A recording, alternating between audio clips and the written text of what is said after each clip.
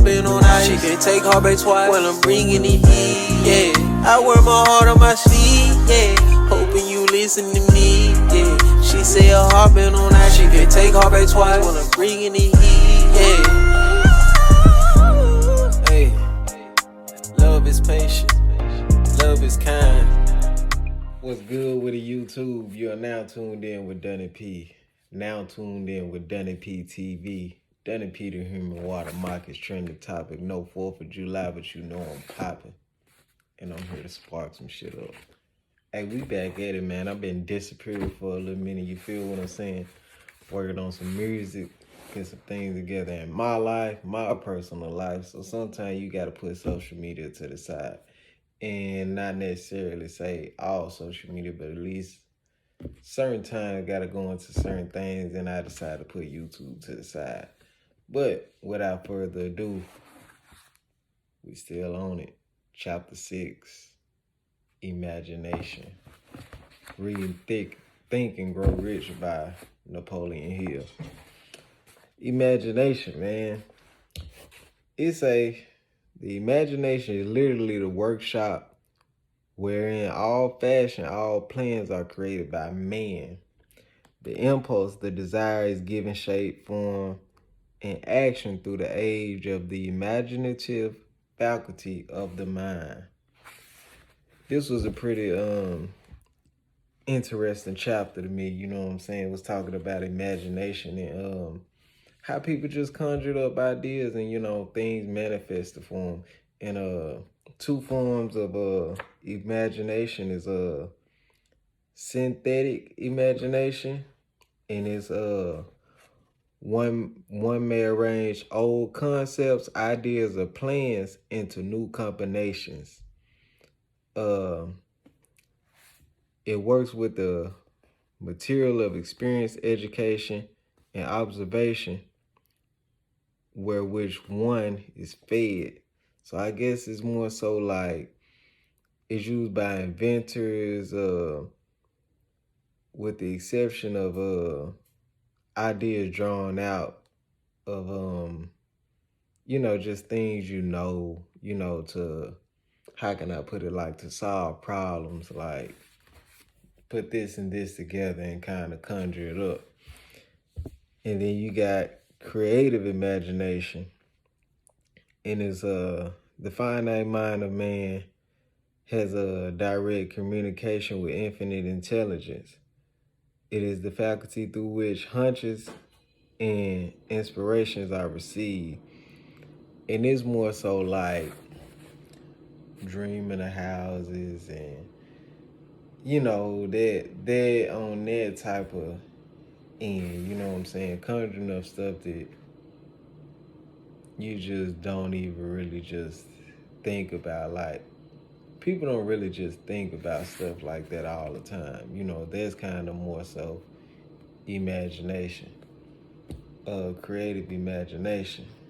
And I mean, I took a lot out of this, but I'm really trying to make this video short. You know, this my first one back. Like, real talk, I've been in studio working. May 5th, way too many vibes. We'll be dropping. Stay tuned. A couple months, I might be coming to a city near you.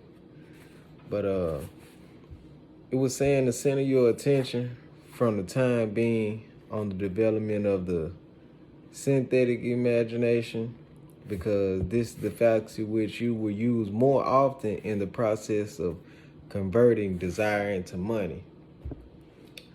So, you know what I'm saying? If you heard that, go back to what I said about synthetic. Anyways, it goes to show how this woman, she came up with the idea of the kettle. You know what I'm saying? And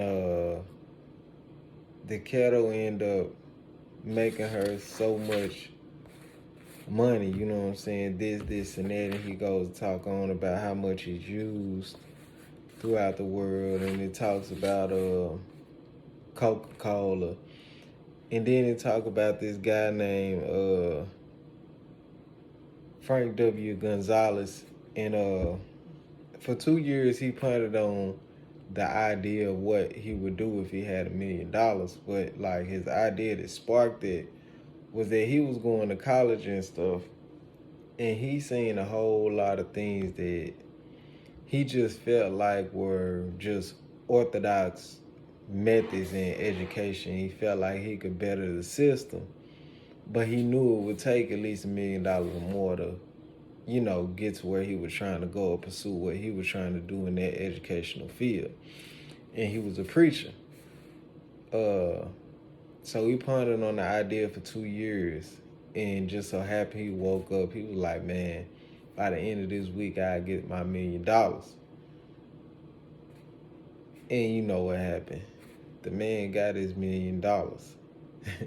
Real talk. At least from what the book says. I believe it to be true, though, He ended up preaching a sermon called What I Would Do If I Had $1 Million.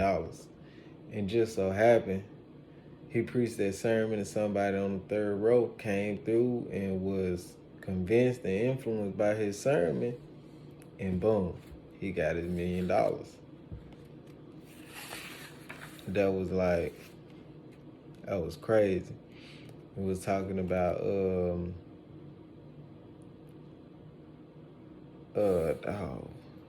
how this guy, he ran a bookstore, and what he would do with the books that weren't selling was he would change the title. He would keep the book the same, but change the title on them and make the title more interesting. And he would put on a new cover title, Boxed Office Value. And he would sell, like, books that weren't selling were just selling like crazy. You know what I'm saying? Just off his idea to change the title. And goes on. They got little pieces in here how to transmute ideas into cash. And they got a little planning guide, how to make practical use of imagination, the laws that lead to fortune. But these are little segments in the book that you can read. And that's pretty much my review on chapter 6 so far. So I hope you guys liked it. And like I say, I'm back, man. Keep on spreading that love, light, and positivity, man. I'm out of here.